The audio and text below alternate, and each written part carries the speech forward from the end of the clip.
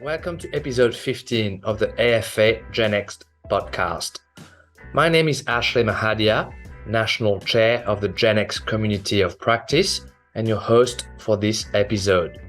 A big thank you to the AFA for allowing us to host this podcast and to our supporting partner, Advice Intelligence, for powering this episode.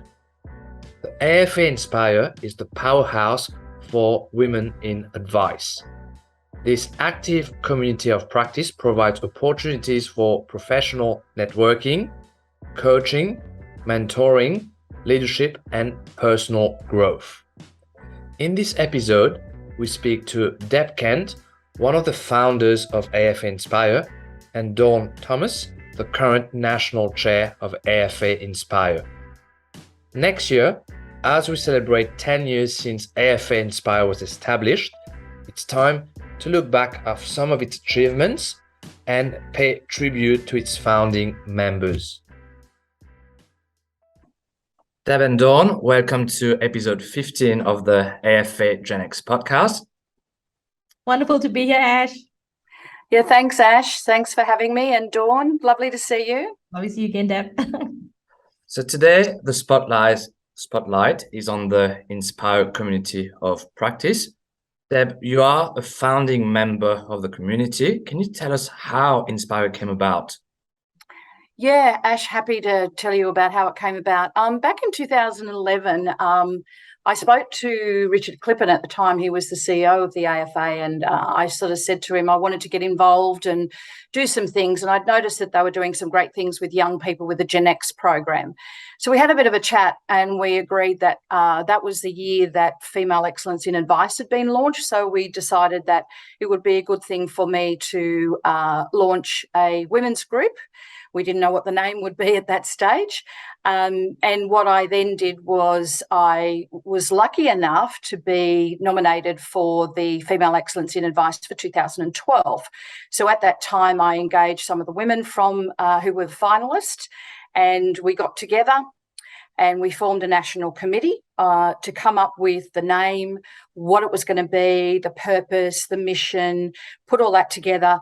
And then I had to pitch it to the board, which took 2 times to do, but we got there. And how did you choose the name Inspire?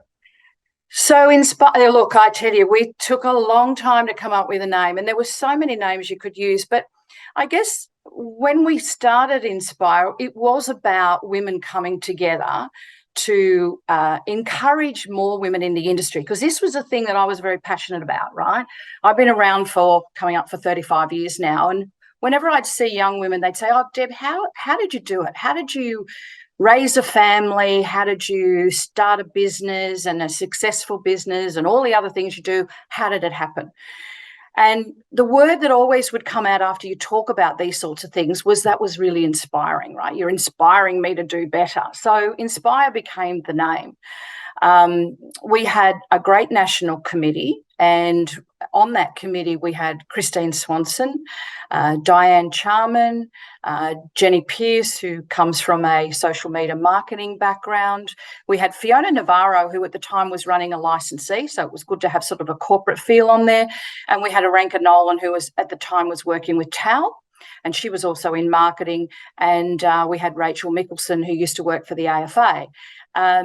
So it took a long time to come up with all of this, but Inspire became the name.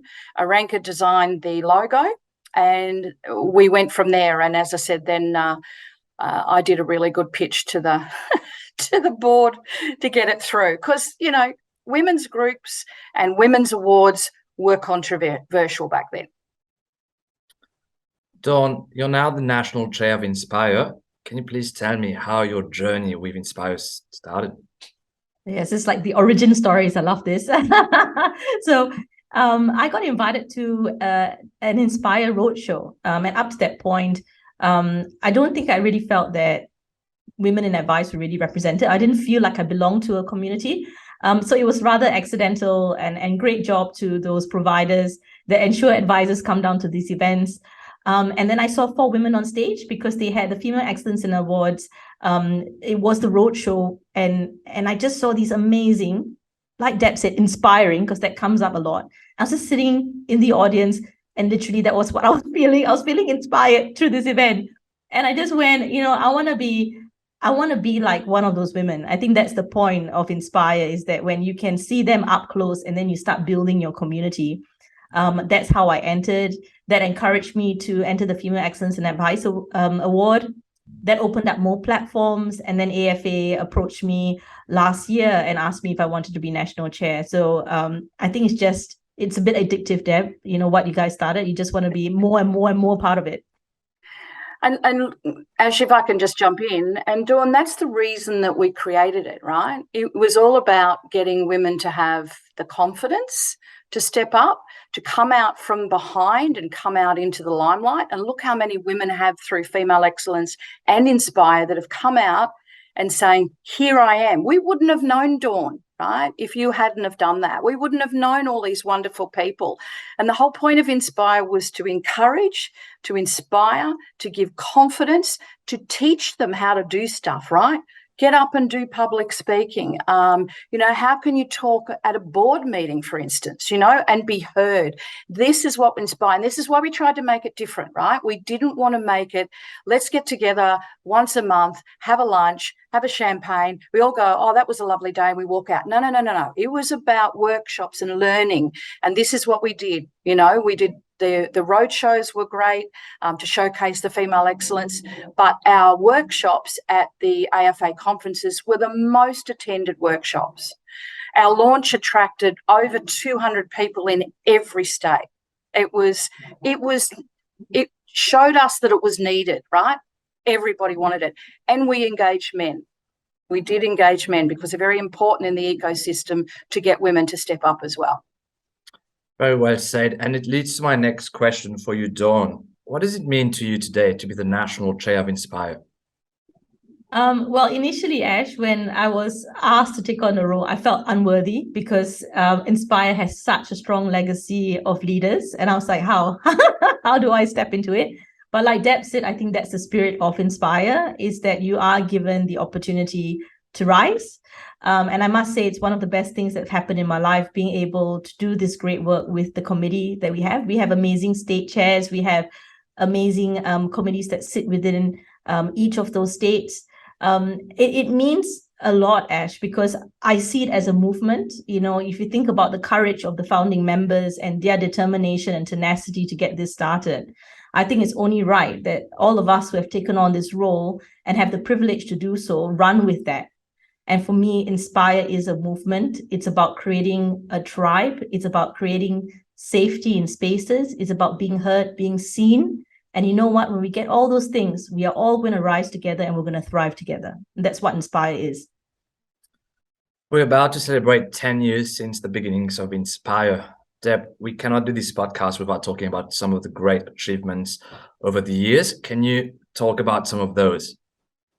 Yeah, look, 10 years next year, I can't believe that it's going to be that long. Achievements that I think, well, definitely our launch was a great achievement, right? Getting over 200 people involved. Our Facebook group grew within a couple of days to 500 members. You could see that, as I said, that this was needed. We did some really great workshops too, with conferences where we had some excellent speakers. We had Tracy Spicer. I was lucky enough to get Professor Bill Barnett, who at the time was running the Stanford Graduate School of Business. He was out here being sponsored by MLC, and I grabbed him and we had this amazing event in Sydney where he talked about women in leadership. He's one of the best lecturers in the world. And that was like my yay day. He was a rock star. Everyone wanted to continue. But the other successes, not just those workshops in getting women to, learn to get up and speak. I saw women who absolutely scared of the stage became wonderful speakers on stage. The other things was we increased the membership of women in the AFA. We had a very low amount of women and we increased it, I think, by about sort of 15 or 20%. Dawn? In terms of building on that, we had COVID times recently, so we had to learn to switch from, in-person, events to trying to create this presence again virtually, right? Which was an interesting experience in itself. So, what I think we're proud that within those challenging circumstances of change, we still managed to construct this online community of amazing women and men to try and get the cause moving forward. So we've done some webinars last year, a whole lot of webinars from the team that, again, very proud of, that we are trying to bring forward the conversations that are important in the community. And, in terms of conference as well, Ash, you were there and John was there and doing that session with the other communities of practice around safe spaces. I think we're all really proud of the fact that we brought that to conference, and then we got the feedback that should have been a main kind of event. I think they were saying that this should have been for everyone. So maybe the next goal then, Ash, is that again, in the spirit of what was done in the past, that when we get the opportunity to present, is just Inspire shouldn't just be what is there for women, but it's about being able to bring in everyone in the community for these important topics. Ash and Dawn, that's what happened when we ran our workshops, that they were so full and they were so informative, and we had such great speakers that the men would come up afterwards. Some men were in the audience, but some decided not to and said, "You guys are seriously having a good time in there." And some of the speakers we had were at the caliber that they should have been, a main sort of forum, I guess. Yeah. The other achievement, Ash, is personally speaking to women who wanted to be a financial advisor and felt that they couldn't do it, and then coming up and seeing me a year later and said, "Guess what, I did it." And I had a woman who had gone from corporate world to her own business. She was struggling and she heard us all speak at a roadshow, and she came up to me. She was in tears and she said, "I was going to give up. I'm not quite 12 months in," but she said, all of you have inspired me to keep going. And she kept going. That's what Inspire means. Very good. And it really leads to the next question. What is the role of the Inspire community of practice today, and how do we help bring more women to financial advice? We'll start with you, Dawn. Yeah, so our overarching theme it's called Tribe and Thrive, because it's important for you to find your community. And as much as you, me, and Deb have our communities, there are women out there, there are people of other marginalized groups that don't have their community. And I think at its very core, Inspire, or what I took from that very first meeting when I went to that event, was like, hey, these are my people. So we want Inspire to be the place where you find your people, the place where you find safety. We are really passionate about safe spaces, and that comes under thriving together, is that you need to have a safe space to be able to thrive. I guess, Deb talks about women becoming advisors. I hear stories of women thinking that they might exit the profession because of toxic environments, because of leaders that are not behaving the way leaders should be. So I think Inspire is there to be that safe space to help people move on into the environment that is right for them. Now, are we going to be able to fix toxic environments right now? No, probably not in this instance. But what we're going to do is give people a spot to find their safe space. And I think on a knock-on effect, it's going to start, giving a message to people who are not playing the game of really lifting up people to think about how they can do things differently. So I think that's a message that we have, is that you're not alone. Please come to us. Deb's there, you're there, Ash. Anyone that needs to be able to find themselves moving to a safe spot, we're here to help you. And in terms of our state committees, who are absolutely awesome, their role is to be able to cater to what's happening in their communities locally, right? So the great thing is that we've got leeway to have a national message, but we have the local communities being able to construct the events that are meaningful to their members, come up with webinars, of topics that they're hearing from their members. Is very much, what does the community want to hear? What does the community want to learn more about? Like what Deb was saying, there were all these things that were put in the past to help people grow in their development. And we've kept in the spirit with that, is that nationally, we have an overarching theme. And then in terms of locally, your local committees are there for you as well for face-to-face. And one thing, really, really proud, for example, Ash, was we had someone that came to me because she was feeling the effects of being bullied very badly, reached out to our national chairs in Victoria. Tara and Jazz were amazing. They got onto her straight away and said, let's catch up. And we just wanted to wrap our arms around this person. And that's sort of how Inspire is. It just works on a digital platform nationally, but also you've got your tribe can be virtual or your tribe can be in person. Deb? The question around the national committees? Yeah, so what do you think Inspire will be today and in the future? How do we elevate what Inspire is doing now? Look, I think Inspire's got a great future, right? I definitely believe this, and I've said it publicly a number of times. The professional standards legislation that's now gone through, where there's higher education, codes of ethics, it's a different environment, and I feel that we will start to attract young women out of universities, right?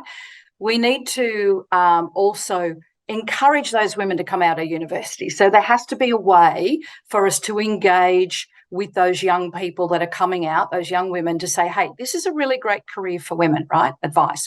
And I do believe that women will step into those roles in the future. I think Inspire can also help engage with businesses, right? Because we talked about before, men make good mentors, right? One of my best mentors was a male, not a female. Right? They might be a little bit tougher on you at times, but, so we need to get more men to mentor, to sponsor. So if you're in a more of a sort of more corporate environment, sponsors work very well. So I think Inspire's got a number of things that it can continue to do. Still do all of those really good things, and we know that sitting in the background, there's things like pay gaps, gender equality, that's all sits in the background. That should also be part of the agenda, but we need to be talking to people like us. So getting those women out from behind the desk, saying, you can do this. I have heard recently of young women being overlooked for professional years above a men in the office, which is your unconscious bias, right? So there's still a lot of things for Inspire to do, but I'd really like to see somehow if we can do some sort of connection with women coming through the universities as well. And Dawn, how do you make Inspire more efficient? You've spoken about you being at national level, the different state committees. Going forward, and of course, we're talking about a possible merger between the FPA and the AFA. How do you think we can make Inspire more efficient in terms of the message that we're trying to pass? I think the merger is a hot topic, Ash. I think I'm taking that if we're looking forward and we assume the merger is happening, I think it's a great opportunity to blend the best of both worlds. Where FPA has been really successful is actually they can get a lot of people to one place. They are able to get funding from the government. Those are amazing things. For example, their FPA scholarship, which is still open. So I would encourage anyone that any women that fits the criteria, and a lot of women will fit that criteria, to apply. Those sort of things are really beneficial to the community. So, I think we've got a lot of opportunity to blend the good things of Inspire with what FPA has to offer around getting numbers, getting funding, and being able to cater it. So I think in efficiencies, maybe we'll be able to get out to more people if we've got, the best hearts and the best brains working together. That's my view, is that with proper collaboration, I think we're going to be able to serve more people, more women in our community. And like Deb said as well, get more men on board with allyship, so we can actually move the dial on the progress of women in the profession and advice being offered for women in the community. Deb?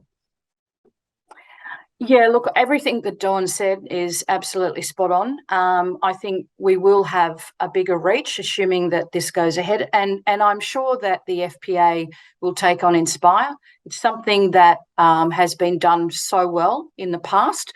We are pretty unique in the industry as far as a women's group. As I said, we're not the normal sit around, have a drink, have a lunch and walk home and say, that was a nice lunch. We are very different. And I think we can assist the merged entity in getting more women into advice. The FPA does have a university program, so I think Inspire could definitely click into that and getting, offering some sort of way that we can get those women connected with us to let them know what advice really is about, right? It's not about sales. It's not about working in financial markets. It's about working with people, solving their problems and giving them great outcomes. And women do that really well. And I think, the FPA is a good platform with, as we say, the reach to get out there. A more general question, I'm not just talking about Inspire now. Should the merger go ahead, how important is it to keep the community of practices in a new association? We'll start with you, Deb. Yeah, look, as I said earlier, it's one of the things that the AFA has always done very well. The FPA does engage with various groups. They do have, engaging with young people, and they do have a women's program. That women's program is, to me, is probably a little bit more targeted in the corporate world. So what we did well, we can now take over, right? So the merged entity, the FPA's got this great opportunity to take on these communities of practice that are so strong in how they operate as a community. And it's an absolute benefit for the FPA to do it. So they'd be crazy not to. Dawn? We've been hearing a consistent message, especially at conference when we got to meet FPA members, Sarah, Julie, Kirsten, Will. Their message was consistent, that they see the value of the communities of practice. They see the positivity it adds to the profession. And we've been given the message that's going to be valued, that's going to be honored, and that's going to come into the new entity. So, I don't have hesitation that we're going to lose this. But, we'll all be reminding everyone in the community that we're the ones lost. Yeah, that's right. We will still be giving gentle reminders about how important the communities are. But honestly, the message has been consistent that FPA acknowledges all these strengths of AFA and they would like to keep those aspects. And in your opinion, why is it so important to vote yes for that FPA-AFA merger? Now this is a really good question, Ash. I think it is important for people to vote for this merger. We have something like 13 associations within the financial advice industry. We're now through the pathway of professionalism. We're now so close to being recognised as a profession once all the education is through. So it's a perfect opportunity for the two major parties to come together and have one voice to government. I can tell you the time that I spent in government as president of the AFA, lobbying government, they don't want to hear different opinions, because all that does is make them have their own opinion. And then they'll implement what they think is right, because they want that consistency of message. So for them to merge together, I think, is great for one voice. I think the industry wants it. And I think it's excellent for the AFA as well to do it. So, communities of practice, they'll get sorted out. They'll go over. I'm sure there won't be a problem with those. And look, it's not going to be an easy road, because any merger, it's like a marriage, you've got to get used to each other and make sure that everything's on board.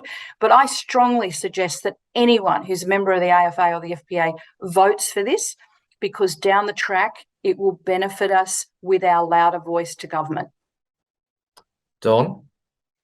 Agree with everything Deb has said, but if I can put like a financial planning analogy on it, it's like you're almost being able to see an existing client as a new client for the first time, and you're doing rediscovery. I think this is what the association, that the new entity is going to be, allows us to revisit our goals, revisit what's important to the community, really be able to go back to that and go, let's lose the stuff that didn't work. Let's keep the stuff that is now relevant to our communities. So I see that it's a really, really, really good opportunity for all of us to be able to have a say in this new entity that's going to serve us the best. Well said. All right, last question today, and I'd like you to be creative. So, the Inspire community of practice in 2030, what does it look like? We'll start with you, Dawn.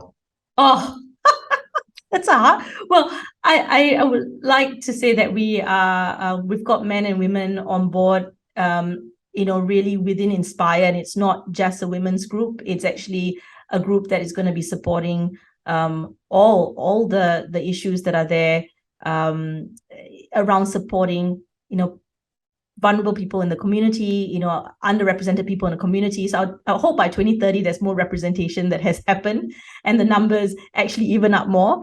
But I hope in the spirit of Inspire and it being a movement, by 2030 we actually have more power to be able to make things happen. Ash, I think sometimes where we feel powerless as a committee are things like, when you're hearing about things like bullying, sexual harassment in our profession, what are we able to really do for someone? Like what we're doing now is trying to get them to a better sport, but how do we actually flush it out from the profession, right? I call it a profession because, that's our mindset that we're going towards.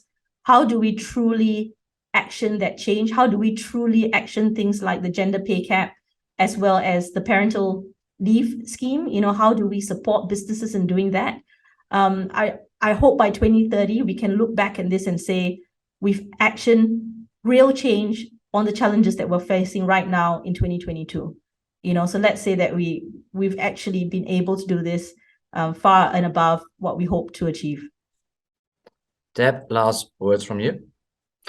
Yeah, 2030. I'm hoping I might be around. I'm not sure. But, I could be controversial, and say maybe we don't need Inspire.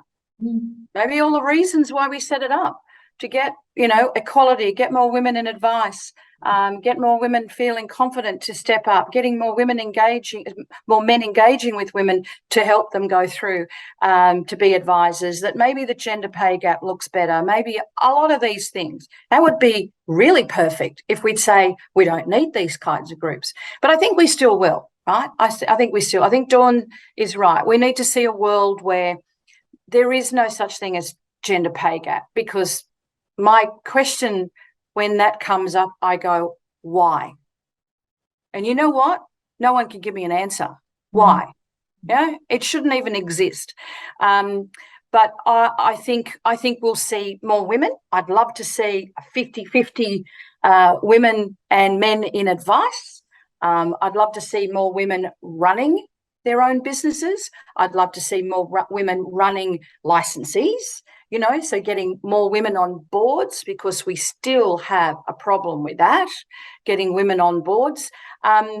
So I think Inspire will still be around, but it might have to just pivot itself in the conversation, depending on what's happening back then.